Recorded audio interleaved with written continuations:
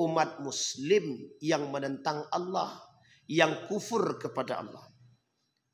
Apa bentuk kekufuran mereka? Mereka melakukan kemungkaran di muka bumi ini. Pagar laut itu merusak kesejahteraan. Sama Pak, persoalan korupsi itu merusak.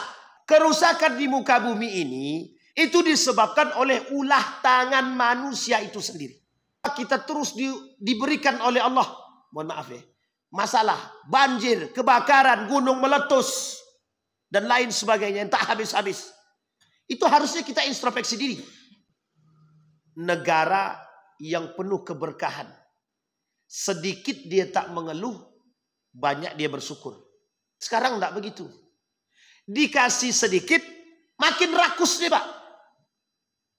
Jadi penyakit kita hari ini, kerusakan yang paling terjadi, yang paling nampak hari ini, itu disebabkan karena kerakusan itu. Rakusnya manusia terhadap dunia hari ini menyebabkan yang lain dapat imbas.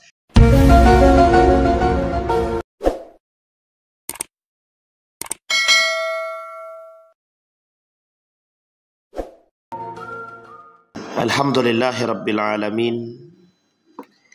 Alhamdulillahilladzi an'ama bi ni'matil iman wal islam bihima tatimmus salihat. Ashhadu an la ilaha illallah wahdahu la syarikalah wa ashhadu anna Muhammadan abduhu wa rasuluh la nabiyya ba'd.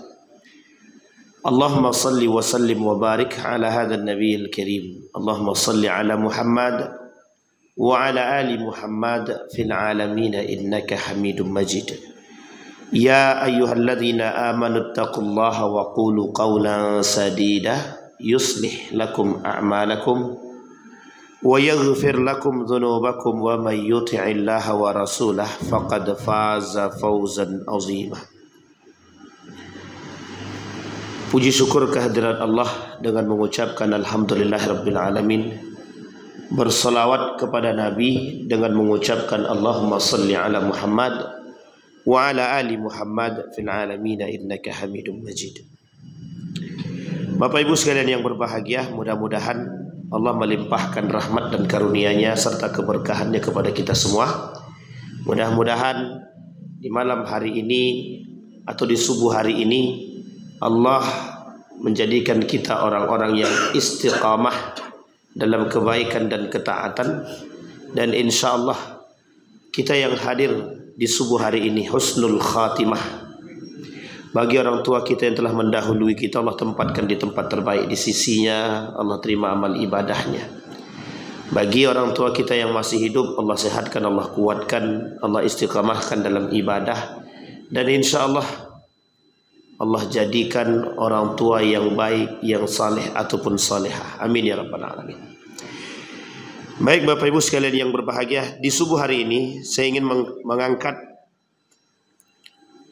atau mencoba menjabarkan kepada kita semua belajar bersama tentang surat Ali Imran ayat ke-69 sampai ke-74. Ali Imran ayat ke-69 sampai ke-74. Dan insya Allah mudah-mudahan bisa berlanjut pada ayat selanjutnya sampai pada ayat yang ke-77. Kata Allah di dalam Al-Quran, dalam surat Ali Imran, waddat ta'ifatum min ahlil kitabi law yudillunakum wa ma yudilluna illa anfusahum wa ma yash'urun. Ya ahlal kitab lima takfuruna bi ayatillahi wa antum tashhadun. Ya ahlal kitab lima talbisuna al-haqqa bil batil wa taktumuna al-haqqa wa antum ta'lamun. وقالت طائفة من أهل الكتاب آمنوا بالذي أنزل على الذين آمنوا وجه النهار واكفروا آخره لعلهم يرجعون ولا تؤمنوا إلا لمن تبع دينكم قل إن الهدى هدى الله أن يؤتى أحد مثل ما أوتيتم أو يحاجوكم عند ربكم Qul innal fadla biyadillah yu'tihi man yasha wallahu wasi'un alim. Akhir ayat 73. Wallahu yakhtassu birahmatihi man yasha wallahu dzul fadlil azim. Shadaqallah. Dalam ayat yang ke-69, waddat ta'ifatum min ahlil kitab law yudillunakum wa ma yudilluna illa anfusahum wa ma yash'urun. Nazalat fi Muaz ibn Jabal wa Umar ibn Yasir wa Ammar ibn Yasir wa Hudzaifah ibn al-Yaman hina da'ahum al-yahud ila dinihim. Baik, kita perhatikan baik-baik Bapak Ibu. Muaz ibn Jabal, kemudian Ammar ibn Yasir, begitu juga Hudzaifah ibn al-Yaman. Ketiga-tiga ini adalah sahabat Nabi. Muaz ibn Jabal orang yang selalu kalau dikenal dengan penjaga rahasia Nabi. Jadi Muaz ibn Jabal ini penjaga rahasia Nabi. Jadi kalau Nabi punya rahasia itu yang tahu cuma Muaz bin Jabal. Dan ini bagus, orangnya baik, istiqamah. Kemudian ada namanya Ammar bin Yasir yang dulu pernah hampir merubah akidahnya. Demi keselamatan nyawanya, dia mengatakan keluar daripada Islam secara lisan tapi tidak dengan hati. Itu Ammar bin Yasir. Pernah tidak diajak oleh Rasul berbicara selama 3 hari. Kemudian Hudzaifah ibn al-Yaman yang selalu kita sebut nama ini. Pemegang 40 nama orang-orang munafik Madinah. Jadi Hudzaifah ibn al-Yaman pemegang nama orang-orang munafik ada sekitar 40 yang dirahasiakan dia yang Nabi ceritakan kepadanya kemudian dirahasiakannya sampai selama hayatnya. Sampailah dia meninggal. Sampai-sampai Umar bin Khattab bertanya kepada Hudzaifah ibn al-Yaman, apakah di antara 40 itu ada namaku, kata Umar bin Khattab. Hudzaifah cuma tersenyum dan tidak menjawab. Sampailah dia meninggal. Hudzaifah tidak mengatakan. Tapi orang sekarang tidak. Nampak satu aib orang tersebar kemana-mana. Satu baru. Ini munafik. Nifaknya seseorang itu dipegangnya. Dan tidak pernah dikasih tahu. Tapi kalau orang sekarang tak berlaku itu. Orang sekarang itu justru tajassus. Tahu tajassus ibu? Bapak-bapak tahu tajassus? Mencari kesalahan orang lain. Selain daripada mencari kesalahan orang lain. Ini kerjaan buzzer. Haters. Di mana ada letak kesalahan seseorang, di situ keluar dia. Di mana ada letak kesalahan, ada terus. Dicarinya sedapat mungkin. Maka bahasanya buzzer atau haters. Haters itu pembenci. I hate you. Aku benci kepadamu. Para pembenci namanya haters. Nah, orang-orang para pembenci ini akan selalu mencari kesalahan kita. Jadi Bapak Ibu, kalau Bapak Ibu ada orang duduk dengan Bapak Ibu yang menceritakan akan orang lain, dia benci terhadap si A dan dia ceritakan kepada kita, tinggal tunggu saja kapan jadwal kita diceritakan kepada orang lain. Ada masa dia tidak suka dengan kita. Maka kata Allah dalam Al-Quran, jangan terlalu membenci, bisa jadi itu yang engkau cintai. Jangan terlalu mencintai, bisa jadi itu yang engkau benci. Dan itu Allah sebutkan dalam Al-Quran dalam surat Al-Baqarah. Nah, kembali kepada poin tadi Bapak Ibu sekalian yang berbahagia. Ketiga-tiga ini mengajak orang lain untuk masuk ke dalam Islam, ke dalam agama mereka. Agamanya Hudzaifah ibn al-Yaman, agamanya Ammar bin Yasir, agamanya Muaz bin Jabal. Ketiga-tiganya sahabat Nabi dan dekat kepada Nabi. Dan orang-orang unik nih tiga-tiga. Punya keunikan tersendiri. Yasir terkenal dengan kekuatannya. Kemudian Hudzaifah terkenal dengan kecerdasannya, keanehannya, kegaribannya. Begitu juga Muaz bin Jabal yang hafalan kuatnya. Muaz bin Jabal, kata para ulama hadis begitu. Nah, Kata Nabi, kata Allah di dalam Al-Quran, waddat ta'ifatum min ahlil kitab law yudillunakum. Persoalan ahlul kitab, mau dia masuk Islam atau tidak masuk Islam sekalipun, kata dia, itu persoalan hidayah. Innaka lan tahdi man ahbabta walakinnallaha yahdi man yasha. Urusan hidayah itu urusan Allah. Yang mengajak, memang kita punya usaha untuk mengajak orang untuk masuk ke dalam agama kita atau melakukan kebaikan. Tapi penentu segalanya itu bukan manusia. Penentu segalanya adalah Allah. Dan ini disampaikan. Maka singkat cerita dalam ayat yang pertama ini, dalam surat Ali Imran ayat ke-69 ini, orang yang ingin mengajak siapapun ke dalam kebaikan dan termasuk kepada agama dia, silahkan, tidak dipermasalahkan. Tapi berusahalah, hanya saja yang perlu disadari, segala sesuatu itu tergantung kepada Allah. Kemudian Allah kata, wa mayudilluna illa anfusahum wa mayash'urun. Engkau tidak perlu memaksakan mereka memasuk ke dalam agamaku, kata Allah, atau ke dalam agama Islam. Sesungguhnya kesesatan itu akan selalu menyertai kepada orang-orang yang tidak mau kembali kepada Islam.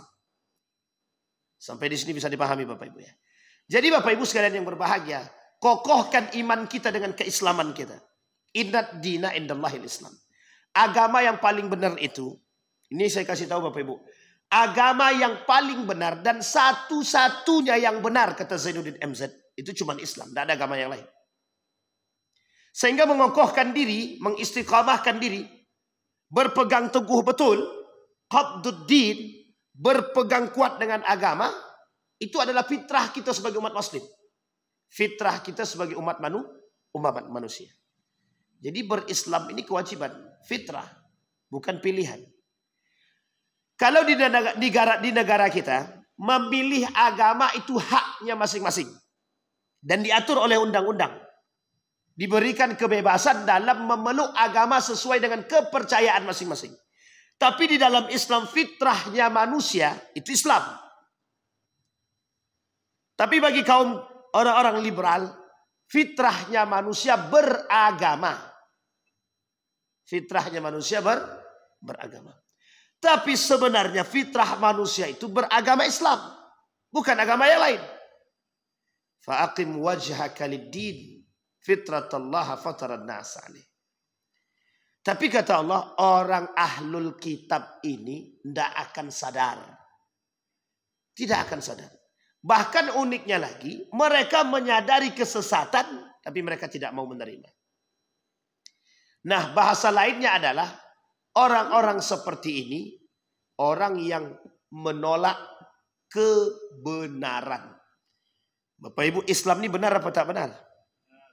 Ibu-ibu, Islam ini benar apa tidak? Benar. Serius ibu-ibu, benar apa tidak? Islam ini satu-satunya agama yang paling benar. Kalau paling benar berarti masih ada yang benar yang lain, Ustaz. Satu-satunya agama yang benar. Kalau ada bahasa paling benar, tapi satu-satunya agama yang benar. Kemudian ayat selanjutnya, ya ahlul kitab lima takfurun, kata Allah. Allah berbicara dengan ahlul kitab, ini saya artikan terlebih dahulu. Hei ahlul kitab, nanti kita cari tahu siapa ahlul kitab itu. Lima takfurun nabi ayatillah. Kenapa kalian mengingkari? Kenapa kalian kufur? Kenapa kalian menutupi diri kalian daripada kebenaran ayat-ayat Allah, tanda-tanda kekuasaan Allah? Wa antum tashhadun. Sementara kalian menyaksikan. Kita ambillah yang paling nampak sekali. Paman baginda Nabi Muhammad SAW, Abu Talib, yang menyaksikan, yang mengetahui kebenaran itu semua. Nabi Saleh dengan ontanya. Nabi Saleh dengan ontanya. Ketika Nabi Saleh dengan ontanya begitu menyaksikannya orang-orang Bani Israel, diberikan keajaiban yang meminta, jika engkau berikan keajaiban, niscaya kami akan masuk dan mengikuti agamamu, kata mereka kepada Nabi Saleh. Ditunjukkan oleh Allah, diberikan kekuasaan oleh Allah kepada Nabi Saleh. Ketika batu terpecah, keluarlah onta betina. Dan onta ini menjadi Satu mukjizat yang Allah berikan kepada Nabi Saleh disaksikan oleh Bani Israel. Ketika Bani Israel menyaksikan dengan baik dan benar, sebagian di antara mereka beriman kepada Allah, sebagian lagi membunuh unta tersebut. Apa tujuan mereka membunuhnya? Kami bunuh ini menghilangkan jejak kemuliaan Allah, menghilangkan kemukjizatan Nabi Saleh, menghilangkan keajaiban yang bisa mengajak orang kepada agamanya Saleh atau Tuhannya Saleh. Dari sini sudah bisa dipahami karakternya Bapak Ibu. Karakter pertama, mereka membantah dan membangkang. Ini masih mending. Tapi karakter yang kedua, mereka melakukan kezaliman. Selain daripada membantah kebenaran, kafir atau kufur, yang kedua mereka melakukan kezaliman. Kepada siapa? Kepada Tuhan, kepada Allah, kepada Nabi Saleh, dan membunuh unta binatang yang tidak berdosa. Dan ini Bapak Ibu sekalian yang berbahagia, mereka lakukan dengan tujuan untuk mengelabui manusia agar manusia tetap istiqamah dalam agama nenek moyang mereka. Nanti kita bisa petik pelajaran daripada ini. Maka Allah katakan, lima takfuruna bi ayatillah wa antum tashhadun. Kenapa kalian kufur dengan tanda-tanda kekuasaanku, kata Allah, sementara kalian sadar? Baik. Ya ahlal kitab. Kalimat selanjutnya yang paling unik. Ya ahlal kitab. Lima talbisunal haqqa bil batil. Hei ahlul kitab, kenapa kalian atau mengapa kalian mencampur adukkan yang hak dan yang batil? Wa taktumunal haqqa wa antum ta'lamun. Kalian sembunyikan kebenaran dan kalian menyadari akan perbuatan tersebut. Kita lihat.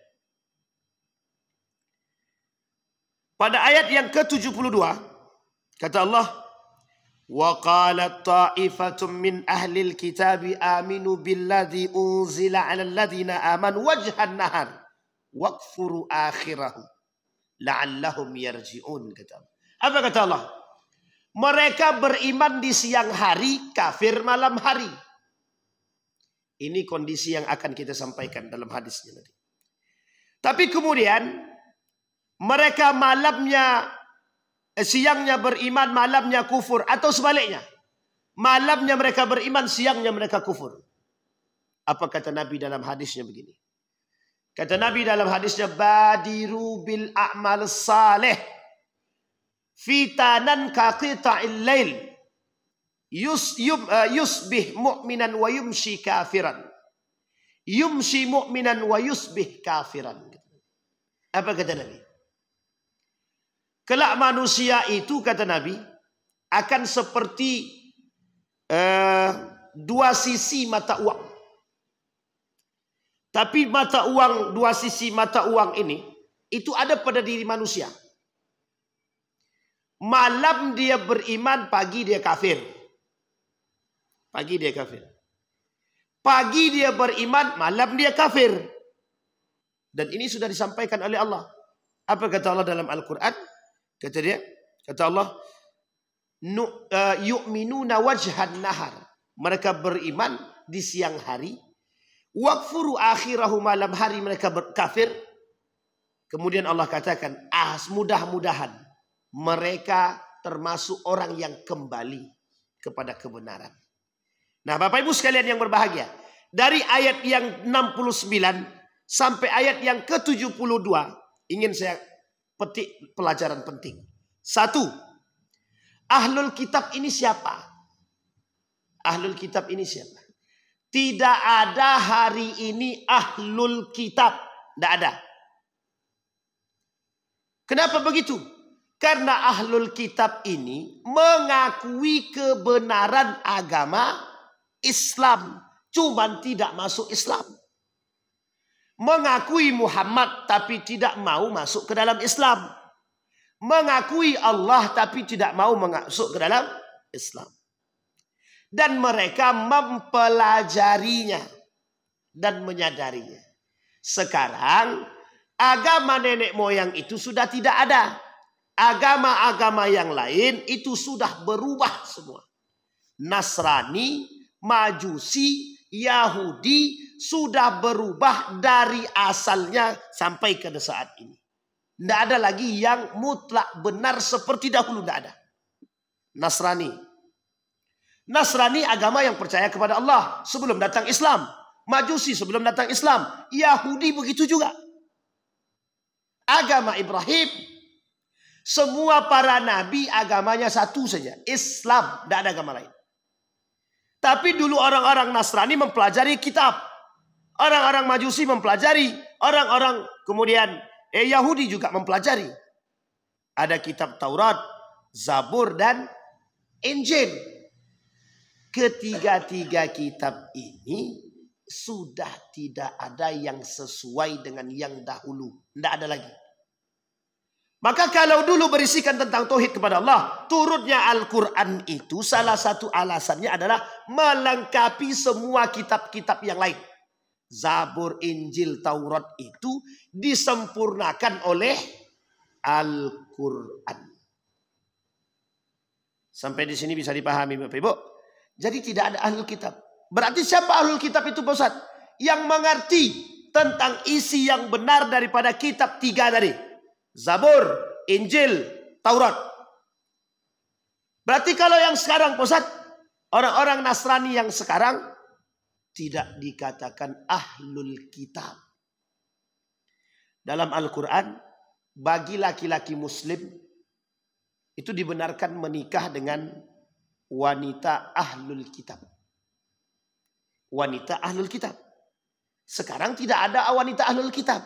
Inilah yang dijadikan alasan oleh orang-orang tersebut yang sekarang ada dalam bentuk liberal itu. Mereka katakan Islam membenarkan kok. Tapi kok sekarang nggak boleh? Ada apa? Apa kata mereka alasannya? Dulu umat muslim sedikit. Sekarang umat muslim sudah banyak. Makanya dilarang nikah. Cukuplah nikah dengan umat muslim aja. Tidak perlu nikah dengan orang kafir. Kata mereka. Ini tuduhan yang tidak benar. Bukan itu Pak. Ini persoalan nih. Jadi kita perlu paham dulu ahlul kitab itu siapa. Sehingga kita bersadar.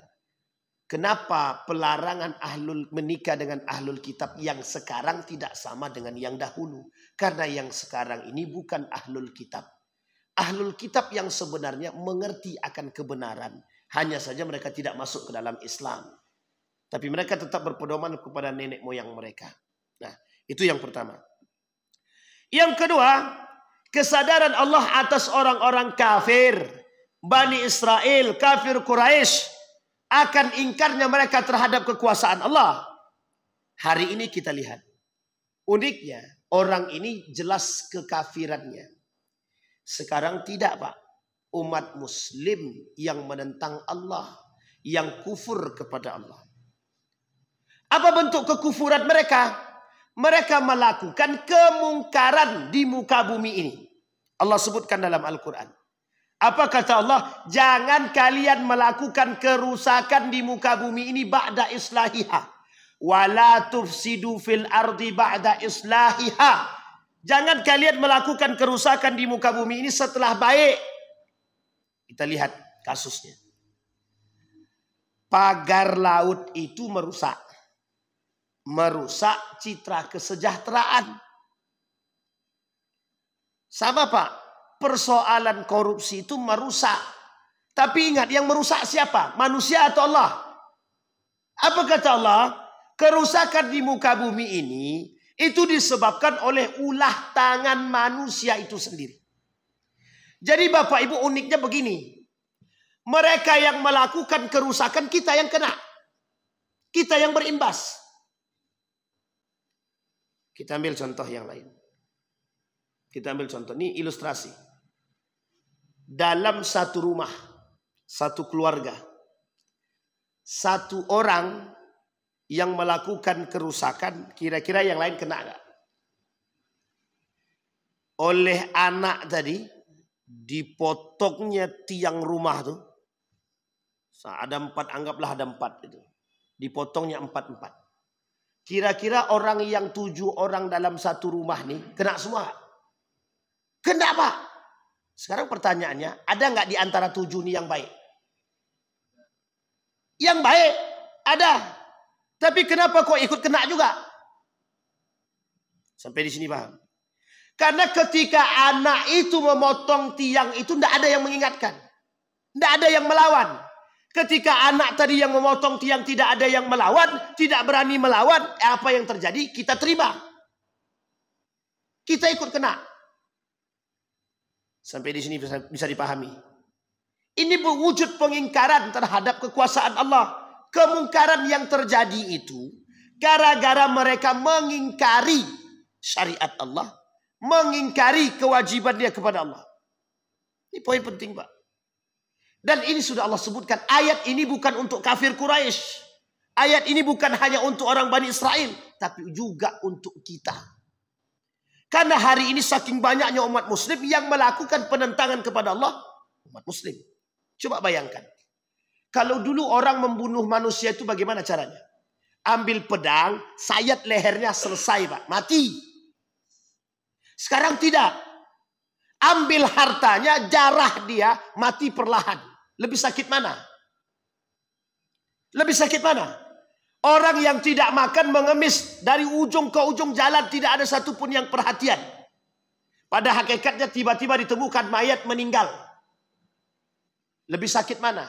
Mati langsung ditusuk atau tersiksa dulu dengan keadaan? Sampai di sini sebenarnya sakit semua, Pak. Yang namanya mati sakit. Kecuali matinya orang beriman. Allah tutup rasa sakit itu. Allah tutup. Orang beriman itu Allah tutup rasa sakitnya. Jadi Bapak Ibu sekalian yang berbahagia. Kenapa ini kita katakan? Dr. Mustafa Umar mengatakan kepada saya pribadi. Apatisme dan pragmatisme umat manusia hari ini terhadap kemungkaran. Itulah yang menyebabkan kenapa kita harus merasakan rasa sakitnya. Sampai di sini bisa dipahami Bapak Ibu ya. Jadi kalau kita melihat kemungkaran kita diam, kita sakit. Dan kita harus siap imbas daripada kemungkaran yang dibuat oleh mereka. Maka dari sekarang Bapak Ibu, sedikit demi sedikit. Harus. Saya ceritakan sama beliau, Ustaz, capek rasanya berkeliling. Menyampaikan tentang kemungkaran ini. Tapi yang ikut tidak ada. Apa jawaban beliau? Ini motivasi terbaik. Apa kata beliau? Yang kau buat hari ini belum tentu 20 tahun yang akan datang kau petik. Tapi yakinlah yang kau buat hari ini 30 tahun yang akan datang generasi selanjutnya akan mengingat. Ini pentingnya Pak. Ini penting. Apa yang dibuat hari ini? Berani kita menentang kemungkaran hari ini akan menjadi pengingat bagi mereka kelak. Termasuk generasi kita. Apa maksudnya? Kita telah menularkan generasi-generasi pemberani Pak. Kalau kita tak berani, ya berarti kehancuran semakin nampak. Harus bersiap dengan segala kondisi. Nah, apa kata Allah? Ini Bapak Ibu sekalian yang berbahagia. Terjadi. Hari ini kita rasakan. Dan mereka-mereka tersebut tidak merasa telah membunuh manusia. Tidak merasa telah membunuh manusia. Coba Bapak Ibu bayangkan. Kalaulah 1 triliun saja bisa menghidupkan 1000 orang. 1000 orang. Apatah lagi kalau 900 triliun. Berarti berapa banyak yang akan mereka hidupkan? 1 T 1000. Kalau 900 kali 1000. Berarti 900. Itu kalau apa? Kalau satu tempat Pak. Bayangkan. Begitulah mudahnya mereka memandang begitu rendahnya hajat hidup orang. Kita dipaksakan dengan segala bentuk, segala macam apapun. Kerusuhan, kezoliman. Mereka yang buat, kita yang rasakan. Maka Bapak Ibu sekalian yang berbahagia. Kenapa kita terus diberikan oleh Allah? Mohon maaf ya. Masalah, banjir, kebakaran, gunung meletus. Dan lain sebagainya yang tak habis-habis. Itu harusnya kita introspeksi diri. Harusnya kita introspeksi diri. Ada kata guru kami itu, baldatun thayyibatun wa rabbun ghafur. Negara yang penuh keberkahan. Sedikit dia tak mengeluh, banyak dia bersyukur. Sedikit dia tak mengeluh, banyak dia bersyukur. Kalau diberikan sedikit, dia tetap bersyukur. Dia tak mengeluh. Diberikan banyak, dia justru malah lebih semakin bersyukur. Nah ini Bapak Ibu sekalian yang berbahagia. Sekarang enggak begitu. Dikasih sedikit, makin rakus nih Pak. Jadi penyakit kita hari ini, kerusakan yang paling terjadi, yang paling nampak hari ini, itu disebabkan karena kerakusan itu. Rakusnya manusia terhadap dunia hari ini menyebabkan yang lain dapat imbas. Kalau persoalan pada diri dia, tak ada salah. Uruslah dia sendiri. Tapi ini berimbas kepada yang lain. Coba apa imbasnya? Dari hasil korupsi yang sekian ratusan triliun itu apa imbasnya? Dipotong semua. Semua dipotong. Kan begitu kata Dr. Mawardi Muhammad Saleh. Dipotong semua. Habis. Gaji tak keluar. Honorer potong. Tidak ada lagi honor-honor. Kan begitu. Tidak boleh lagi pemerintah buat acara-acara apapun. Tidak bisa. Duit tak ada. Apa yang mau dibuat? Sampai di sini bisa dipahami Bapak Ibu. Baik. Uniknya Bapak Ibu. Kalau dulu waktu kami di Yogyakarta itu. Kalau ngisi di beberapa universitas itu. Ngisi kajian aja pakai pajak. Ngisi kajian dikasih pajak. Itu masih ingat betul itu. Ustaz tolong tanda tangan pesatnya. Apa ini? Ini tanda tangan pelaporan Pak Ustaz. Ada pajaknya soalnya. Saya bilang ketawa saya Pak. Dulu tidak ada namanya gaji guru itu pakai gaji dosen itu pakai pajak-pajak itu tidak ada. Sekarang wajib pajak, wajib pajak. Kalau dulu akumulasi, kalau tidak sekarang setiap apapun duit yang keluar ada pajaknya. 10%. Kan lumayan tuh. Dan lain sebagainya. Nah kemudian Allah kata, ya ayyuhalladzi, ya ahlal kitab lima talbisuna al-haqqa bil batil. Ahlul kitab, kenapa kalian campur adukkan yang hak dan yang batil? Bukan hanya ahlul kitab. Kita umat muslim banyak yang melakukan mencampur adukkan yang hak dan yang batil. Bayangkan hari ini. Saking bercampurnya yang hak dan yang batil. Tidak nampak yang hak itu yang mana. Yang batil itu tak nampak lagi. Nah ini yang terjadi sekarang. Orang-orang. Makanya kelak korupsi itu hal yang biasa. Korupsi itu bukan hal yang ditakutkan. Hal yang biasa. Bukan masuk dalam kategori dosa besar. Kelak di hari akhir. Di akhir zaman. Dulu orang mencuri. Takut betul Pak. Sembunyi-sembunyi kan kalau mencuri. Malam hari. Saking nggak punyanya betul. Orang dulu mencuri itu cuma karena satunya. Betul-betul nggak punya. Kalau sekarang mencuri itu bukan betul-betul nggak punya. Memang karena pengen punya. Dibukanya pintu rumah orang. Diam-diam. Sembunyi-sembunyi. Sekarang kan tidak. Di pasar tuh terang-terangan aja dia berani mencuri. Terang-terangan dia berani mencuri. Coba bayangkan. Sekarang ini tidak mencuri lagi, namanya perampok. Tuh kayak mereka-mereka yang rakus di atas itu tuh perampok semua itu. Perampok. Perampok. Tapi kan kita nggak bisa ngapa-ngapain tuh. Mengapa mereka mencampur adukkan ini? Apa tujuannya? Tujuan mencampur adukkan yang hak dan yang batil ini Bapak Ibu sekalian yang berbahagia. Satu saja. Biar kita ini tidak nampak mana yang hak dan mana yang batil. Biar kita ini mengikuti. Yang kita ikuti itu kita tidak sadar apakah yang hak, apakah yang batil. Kita tidak nampak lagi sekarang. Bukti nyatanya apa? Bukti nyatanya. Ada orang mengatakan suap itu haram. Tapi dia menerima suap. Ada orang yang mengatakan pacaran itu haram. Tapi dia pacaran. Uniknya itu lebih berbahaya itu Pak. Uniknya lagi. Yang lebih berbahaya lagi. Dia katakan itu tidak haram. Yang tadi saja sudah sangat haramnya. Apalagi yang sekarang. Sampai di sini paham. Dia mengatakan suap itu haram. Tapi dia terima. Dia katakan korupsi itu salah tapi dia lakukan. Dia katakan pacaran bergandengan tangan berduaan dengan laki-laki berzina itu haram tapi dia perbuat.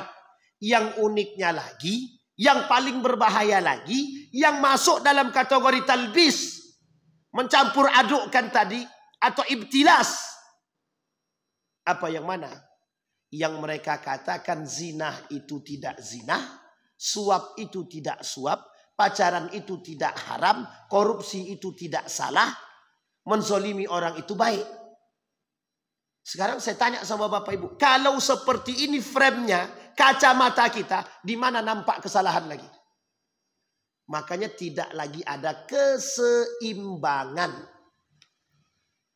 Kalau keseimbangan ini sudah tidak ada, maka mulai goyang. Kalau sudah goyang, tanda kiamat. Maka itu yang disebut oleh Nabi. Goyang semua, hancur semua. Sampai di sini paham Bapak Ibu? Kalau keseimbangan bumi ini sudah tidak stabil, dan sekarang sudah mulai terkikis sedikit demi sedikit, maka tinggal tunggu saja. Kita ibaratkan longsor. Kenapa terjadi longsor? Karena yang di bawah ini sudah terkikis. Karena sudah terkikis, sudah mulai habis, maka longsorlah dia Pak. Habis, tidak ada penopangnya lagi. Tidak ada yang bisa menjadi tiangnya lagi. Sama, ibarat rumah ini sudah tidak, masjid ini sudah tidak ada tiang, kira-kira hancur apa tidak? Sama, agama kalau sudah dicampur adukkan dengan yang hak, antara yang hak dan yang batil, tidak nampak lagi, sudah goyang. Keseimbangan sudah tidak ada. Kalau keseimbangan sudah tidak ada, tinggal tunggu kehancurannya. Kita ambil contoh ilustrasinya begini. 100 umat muslim atau umat mukmin 100. 60-nya melakukan kemungkaran, 40-nya melakukan keimanan yang baik. Imbang apa tak imbang? Kira-kira berat sebelah apa tidak? Yang 60 ini 60, ini 40. Akan begini Pak posisinya. Kalau yang 60 ini masih menghasut yang lain, naik jadi 30. Naik jadi 80. Ujung-ujungnya kelak sekalipun yang 20 ini beriman Bapak Ibu sekalian yang berbahagia, 80 ini dah menghancurkan yang lain. Itu yang terjadi sekarang. Karena kita termasuk orang yang apatis dan pragmatis. Apa itu apatis dan pragmatis? Kita cuek bebek kata dia. Ini yang saya belum dapat sejarahnya kenapa cuek disebut dengan cuek bebek. Apa karena bebek itu cuek orangnya atau cuek binatangnya, itu pun saya tidak tahu. Tapi setahu saya nama binatang itu tidak pernah hirau dia. Mau gimana pun dia nggak hirau. Nah, tapi begitu Bapak Ibu, itu kondisi. Orang melakukan kemaksiatan, kemungkaran, penipuan segala macam, kita biasa aja kok. Karena kita tidak berani. Nah, ini Bapak Ibu, kenapa saya harus sampaikan ini? Karena biar semangat kita naik lagi Pak, untuk tetap istiqomah dalam kebenaran itu. Berani mengatakan kebenaran, tidak takut Pak dengan yang lain itu. Andaklah Ustaz, nanti kalau aku kasih tahu keburukan dia, aku dimutasinya jauh-jauh. Jadi kita takut karena mutasi Pak. Saya sangat salut dengan kawan saya. Ketika dimutasi yang jauh, apa kata dia? Lebih baik saya keluar. Iya Pak Ustadz, dia sudah punya kebun sawit 500 hektar. Iyalah dia berani itu mundur kata dia. Bukan itu. Dia punya iman. Dia punya iman. Orang punya iman itu lisannya tidak bisa berkata yang lain selain daripada kebenaran. Orang punya iman, dia tidak akan mengatakan sesuatu yang dusta. Tidak akan. Ini penting. Seorang anak kecil, ini dalam cerita, seorang anak kecil, ketika dia bawa uang di dalam tasnya yang disembunyikan, kalau ibaratkan sekarang ini sekitar 300 juta lah. Tapi bukan 300 juta, terlalu banyak ya, 30 juta, tapi disembunyikan. Tidak kelihatan secara luar. Pandailah cara dia menaruh. Satu ketika di tengah perjalanan ada perampok penyamun. Dan ini terjadi di Timur Tengah. Penyamun tersebut memberhentikan mobil tersebut. Keluar semua. Baik tua maupun muda semua keluar. Serahkan semua barang yang kalian miliki. Semua orang menyerahkan barang. Ada yang berbohong. Tapi pas giliran anak tadi. Apa kata penyamunnya? Keluarkan semua yang kau miliki. Dikeluarkannya. Apakah cuma segini yang kau miliki? Tidak. Aku punya banyak uang. Tapi setelah dicari nggak ketemu Pak. Nggak ketemu. Tapi singkat cerita, dibawalah anak ini. Kalau kau bohong, bahwa kau punya banyak uang, kami akan bunuhmu. Iya. Dibawa ketemu dengan kepala pemimpinnya. Mana barang yang kau buktikan tadi? Yang kau katakan banyak duitnya. Dalam ini sudah, dalam koper ini sudah kami cari, tidak ada. Dibukalah tempat tadi, dapatlah uang sekian. Kalau kita hitung duit 30 juta lah gitu. 30 juta. Apa kata penyamun tadi? Padahal sudah tidak tahu nih. Tapi di anak ini tetap jujur. Apa jawaban? Apa kata penyamun tadi? Kenapa engkau tetap jujur? Sementara kami tidak tahu. Sementara kami tidak mengetahui di mana letaknya. Kenapa kau tetap masih jujur? Apa jawabannya? Uqsimu billah. Aku sudah berjanji dan bersumpah kepada Allah bahwa aku akan tetap jujur. Walau da'at minkal fulus. Sekalipun hilang daripadamu duit. Apa jawaban anak tadi? Walau da'at minil haya. Sekalipun taruhannya hidupku, katanya. Bertaubat, Pak. Penyamun tadi bertaubat. Bertaubat.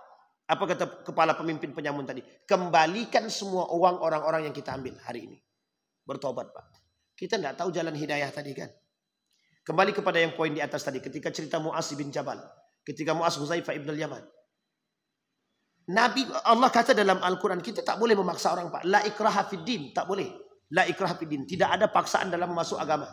Tapi uniknya. Jalan hidayah itu dari tangannya Allah. Dan siapapun tergantung kepada Allah. Buktinya seorang anak kecil bisa hanya karena akhlak yang baik. Maksud saya adalah yang ingin saya sampaikan. Bayangkan jika kita semua punya akhlak yang baik dan berani melakukan kejujuran dan berani menentang kesalahan itu, kira-kira mungkin tidak yang satu anak kecil saja mampu membuat orang balik. Bagaimana kalau begitu banyaknya manusia kokoh? Berani berpegang teguh dengan satu kebenaran. Kira-kira ada enggak yang ikut kita? Ada enggak ikut kita? Mesti, Pak. Orang sudah capek berbuat jahat pasti cari kebenaran. Pasti cari kebaikan. Nurani manusia, Bapak Ibu, tidak bisa dibohongi. Capek dia melakukan kejahatan, nanti ada masanya dia datang. Kita mengejar masa itu, Pak. Jangan tunggu datang masa. Tapi kita lakukan usaha untuk mengembalikan yang baik itu sebelum masa itu datang. Sampai di sini misalnya. Tapi kan itu masa kalau tidak datang masa juga nggak baik-baik. Betul. Setidaknya pertanggungjawaban di Allah sudah jelas. Ada usaha. Burung pipit dengan cicak. Ketika memberikan apa namanya? Mengambil air untuk Nabi Ibrahim. Nabi Ibrahim dibakar nih, Pak. Dibakar. Burung pipit. Dengan paruhnya ambil air siram. Ambil air siram. Apa kata cicak tadi? Apa kata cicak? Tidak mungkin berpengaruh air yang sedikit itu. Uniknya jawabannya. Paling tidak ketika Allah tanya apa yang kau buat untuk mereka. Untuk Nabi Ibrahim. Apa yang kau buat? Aku bisa mempertanggungjawabkan. Itu yang kita maksud, Pak. Hari ini kita semua berada pada posisi kemungkaran yang jelas dan nyata di hadapan kita. Kelak kalau kita tidak berbuat, apa pertanggungjawaban kita di hadapan Allah? Ini penting, Pak. Hidup kita semua pasti dipertanggungjawabkan. Kami, ya Allah, yang penting keluarga kami selamat sudah cukup. Allah pertanggungjawabkan. Di sekelilingmu ada kemungkaran? Ada. Apa yang kau buat? Tidak ada, Allah. Cuma diam aja. Kami bertahan. Uzlah diri sendiri saja. Allah pertanggungjawabkan, Pak. Nanti kita pertanggungjawabkan di hadapan Allah. Kata Allah, engkau tak banyak buat. Engkau tak berbuat apa-apa. Dan engkau justru diam diri, tak berani menasihatkan. Padahal kewajiban kita, Pak. Kewajiban. Menasihati kemungkaran itu hukumnya wajib. Wajib. Kami tak bisa besar-besar, Pak Ustaz. Tidak apa-apa. Kita yang sedikit-sedikit saja. Karena yang besar-besar itu ada juga orangnya. Kita sampaikan. Biar mereka yang menyampaikan kepada mereka. Nah, ini penting, Bapak Ibu. Nah, kembali kepada poin tadi. Itu disebabkan kenapa? Talbis. Talbis. Apa maksudnya talbis tadi? Bapak Ibu tahu talbis itu mencampur-campurkan itu. Salah satu karakternya iblis. Itu ya talbis. Makanya ada kitab namanya Talbisul Iblis. Apa artinya Talbisul Iblis itu? Strategi iblis. Nah, jadi campur aduk antara yang hak dan yang batil itu perbuatan siapa? Iblis. Berarti kalau ada orang yang mencampur adukkan yang hak dan yang batil, berarti dia berarti dia iblis. Nah, ini. Tapi jangan pula panggil iblis yang suka mencampur aduk. Tak boleh. Itu tak boleh pula. Nah, kemudian lanjut Bapak Ibu. Wa qalat ta'ifatun min ahli kitab aminu billadzi unzila 'alal ladzina amanu wajhan nahar waqfuru akhirahu la'allahum yarji'un. Orang-orang seperti ini, mereka, ini kita ambil contoh. Makanya bahasa ini sangat unik. Kenapa malam dia sholat, besok dia korupsi, kan gitu bahasanya. Ini bahasa sama nih. Malam dia beriman, beribadah, ya Allah, ampuni dosa hamba ya Allah. Besok dia korupsi dia. Besok dia korupsi. Nanti malam tobat lagi, ya Allah. Besok dia ambil juga lagi hak orang lain. Sampai sini paham maksud saya Bapak Ibu? Itu kalau kelas tinggi Ustaz, iya sama. Ya Allah, jadikanlah hamba manusia yang paling baik di hadapanmu ya Allah. Kuatkan keimananku ya Allah. Keluar rumah gak pakai jilbab. Sama apa tidak? Keluar rumah gak pakai jilbab. Malam beriman, siang bermaksiat. Tapi manusia pasti begitu Ustaz. Tidak mungkin manusia itu tidak bermaksiat. Iya betul. Tapi ada usaha untuk menghilangkan daripada kemaksiatan tersebut. Itu yang paling penting. Maka kata para ulama, Allah tidak butuh hasil. Allah butuhnya proses. Proses. Perjuangan kita melawan kemungkaran itu proses. Meski nanti hasilnya kita tidak tahu, itu tidak urusan. Allah butuhnya proses, bukan hasil. Seperti burung pipit tadi. Allah sekecil apapun yang kita buat, pasti Allah perhitungkan. Itu pasti Pak. Pasti. Seperti misalkan Masjid Jamiatul Zahidin. Tujuannya ingin terus bersuara tentang kebenaran. Sampai akhir hayat misalkan. Kalau itu terjadi Bapak Ibu sekalian yang berbahagia, yakinlah semua jamaah yang hadir ini menjadi saksi kelak di hari kiamat. Masjid Jamiatul Zahidin pengurusnya sudah melakukan perbuatan yang baik. Itu semua jamaah yang bersaksi nanti. Betul Allah. Itu yang dilakukan oleh mereka. Kami menyaksikan dan kami bagian daripada itu. Selesai. Enak kita Pak. Tidak perlu susah-susah. Masuk surga. Azwardi masuk surga. Kan enak. Esok dah masuk dia baru panggilnya kita. Ada si anu tu. Tukang rekam tu namanya Mukhlis Jidin. Ya Allah, masuklah kali. Tapi kalau tukang rekam tu tidak ada buat apa-apa, ya Allah, pindahkan lagi. Sampai di sini bisa dipahami Bapak Ibu ya. Jadi Allah sudah katakan, ini karakter Bapak Ibu, karakter orang kafir Quraisy. Karakternya Bani Israel. Kita sekarang ini mengikuti karakter mereka.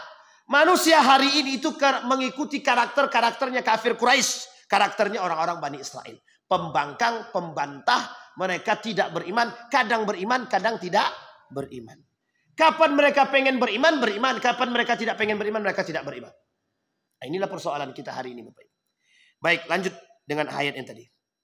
Bahkan Allah masih mengatakan semoga mereka bisa kembali kepada jalan yang benar. Wala tu'minu illa liman tabi'a dinakum. Qul innal huda hudallah ayyu'ta ahadun mithla ma utitum aw yuhajjukum 'inda rabbikum. Apa kata Allah? Karakternya orang-orang di antara kalian cuma dua.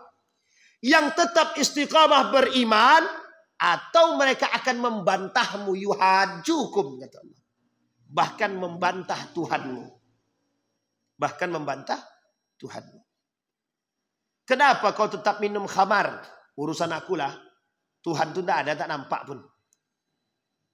Ini kan urusan-urusan kami. Kami mau minum, kayak mau apa, kayak terserah. Tak urusan gitu. Jangan kau campur-campur urusan kami lagi. Urusan agama tidak bisa begitu. Urusan agama tidak bisa. Tidak ada namanya urusan agama wajib dicampuri. Kalau orang itu sudah menyeleweng daripada agama. Wajib kita campuri. Ya setidaknya mencampuri pada persoalan untuk menyampaikan kebenaran dan menasehati. Setelah itu dia mau terima atau tidak terima, tidak usah. Tapi kalau kita kuat seperti jamaah tabligh tak apa-apa. Setiap hari datang, ditempeleng pertama, datang lagi besok, tempeleng lagi, diinjak lagi, datang terus sampai 10 kali. Akhirnya capek dia mukul mungkin, udahlah aku ikut aja lah gitu. Itu jalan lain Bapak Ibu. Jalanlah kita perlu mempelajari semangat juangnya para jemaah tabligh ini mengajak orang kepada kebenaran. Sekarang ini Bapak Ibu, kenapa saya katakan kita ini perlu mempelajari semangat juang itu. Kepada siapa? Dari jemaah tabligh tadi Pak. Yang kurang dari kita itu, yang hilang dari kita itu. Saya yakinnya ibu-ibu kalau udah mengajak kawannya sekali aja selesai. Ada tak mau diajak, ngapain diajak lagi? Akan begitu? Sama Pak, bukan hanya ibu-ibu saja, kita juga begitu. Tapi coba jamaah tabligh. Sekali mengajak, ditolak, semakin kuat dia datang. 2 kali ngajak, ditolak nih, makin datang dia. Sampai berkali-kali. Sampai orang itu mau ikut. Nah yang seperti ini kita tak punya Pak. Yang seperti semangat juang seperti ini kita hilang sedikit-sedikit. Habis. Baik Bapak Ibu sekalian yang berbahagia.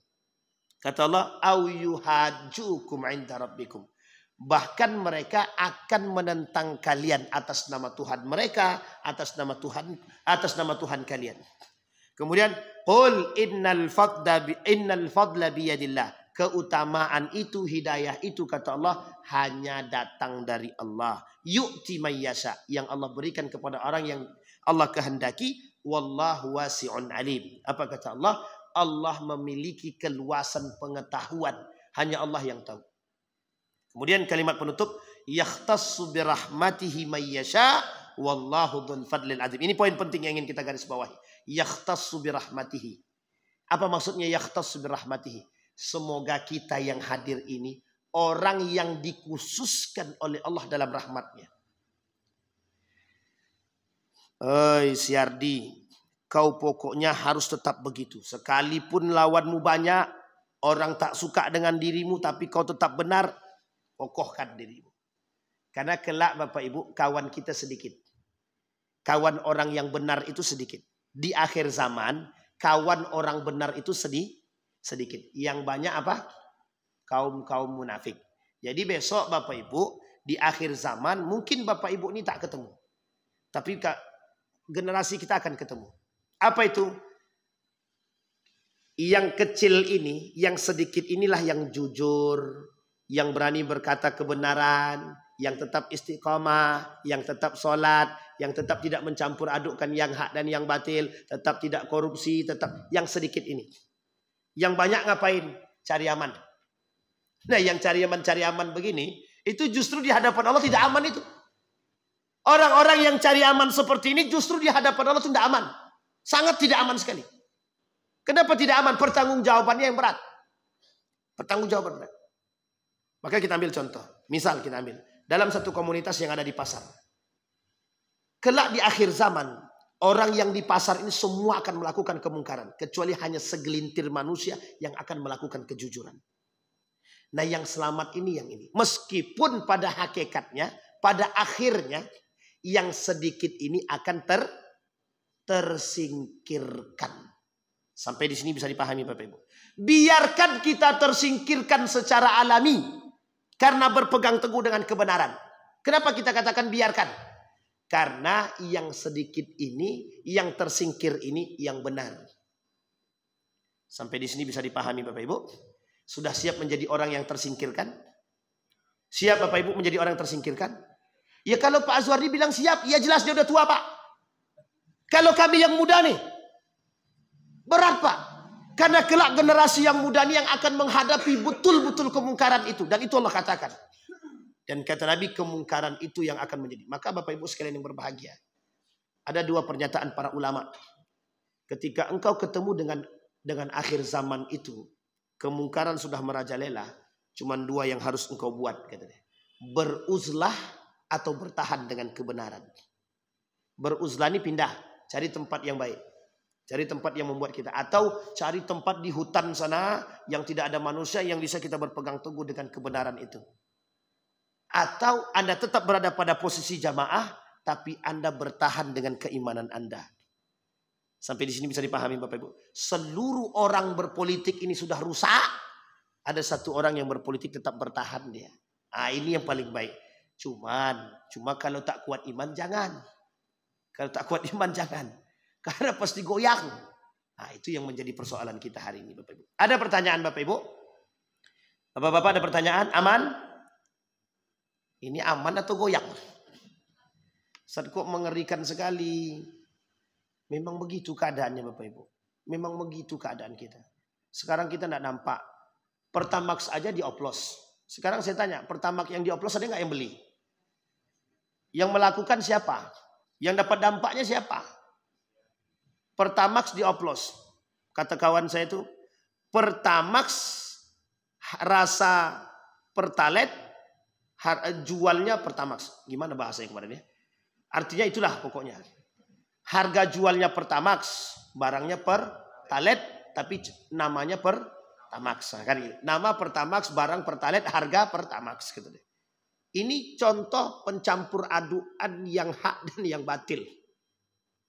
Kenapa mereka campurkan begini? Ada yang tahu? Coba, tidak ada yang tahu kan? Kita tidak tahu semua. Tapi kita pakai kan? Kita pakai. Apa tujuannya? Untuk manipulasi. Sekarang kita lihat berapa perbedaan Pertalite dengan Pertamax. Kalau Pertalite 10.000, Pertamax itu 14.000. Jadi 14.000 berarti berapa ribu? 4.000. 4.000 kali, anggaplah dia 1.000 liter. Berarti berapa? 4.000 kali 1.000. Berapa itu? 4 juta. 4 juta satu tempat. Kalau 100 tempat? 400 juta. Kalau 1.000 liter. Apa mungkin 1.000 liter? Sampai di sini bisa dipahami. Artinya, ini yang dimaksud oleh dimaksud oleh Nabi. Apapun akan mereka lakukan kalau sudah penyakit rakus itu ada. Penyakit rakus ini kita sampaikan pada kajian zuhur di sini. Ahad yang lalu. Apa maksudnya? Hirsun. Rakus yang keterlaluan. Rakus yang sudah tidak ada rasa puas dan qanaah dalam diri dia. Nah, inilah yang terjadi hari ini.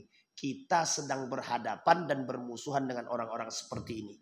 Bapak Ibu, kita berhadapan dengan orang rakus seperti ini. Apa yang harus kita lakukan? Menasehati yang pertama. Yang kedua melawan. Kalau kita kuat melawan. Kalau tak kuat melawan jangan. Kita dijebaknya. Setelah kita dijebaknya kita yang jadi. Itulah yang terjadi di atasan. Yang malingnya tangan kiri. Bosnya tangan kanan. Yang tangan kiri dapat 1 triliun. 967 triliunnya tangan kanan. Sampai di sini paham maksud saya. Jadi itu dijebak. Dan lain sebagainya. Begitulah kemungkaran jahatnya. Begitulah susahnya dan sulitnya. Dan bagaimana kita mau tahu? Wong kita tidak nampak. Kemungkaran itu tidak jelas. Subhatnya itu dah begitu. Itulah yang terjadi. Maka Bapak Ibu sekalian yang berbahagia. Tetaplah bertahan dengan kondisi kita yang hari ini. Yang kuatkan iman. Makanya kenapa Bapak Ibu sahabat itu berdoa meminta begini kepada Allah. Ya Allah, doakan kepada Tuhan, kepada Allah agar kami dimatikan dan tidak ketemu dengan itu. Berarti kami boleh dong Ustaz berdoa seperti itu Ustaz. Kalau sudah nampak betul data ada lagi masjid isinya orang baik, berdoalah, tak ada masalah. Tapi masjid ini masih banyak isinya orang baik. Masih banyak masjid Nurul Yakin, Nurul Iman, dan masjid-masjid yang lain yang masih baik. Artinya adalah masih ada peluang bagi kita untuk tetap bisa bertahan.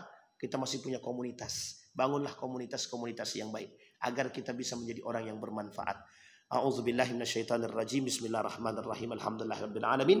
Hamdan syakirina, hamdan naimin, hamdan yuafi ni'amahu wa yukafi'u mazidah. Ya Rabbana lakal hamdu kama yanbaghi li jalali wajhikal karim wa 'azimi sultanik. Allahumma faqihna fid din wa 'allimna ta'wil. Allahumma a'inna ala dzikrika wa syukrika wa husni ibadatik. Allahumma ighfir lana dhunubana wa dhunuba walidina warhamhuma kama rabbayana shighara.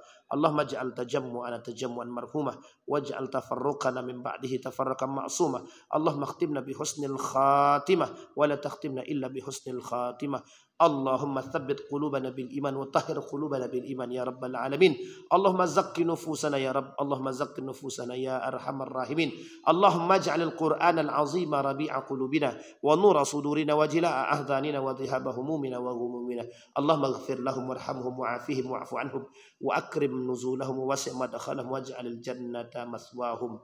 Allahumma kfina bihalalika an haramika ya rabbal alamin. Allahumma kfina bihalalika an haramika ya Allah. Allahumma jannibna minal muharramat. Allahumma jannibna min munkaratil akhlaq. Rabbana atina fid dunya hasanah wa fil akhirati hasanah wa qina azabannar. Walhamdulillah rabbil alamin. Assalamualaikum warahmatullahi wabarakatuh.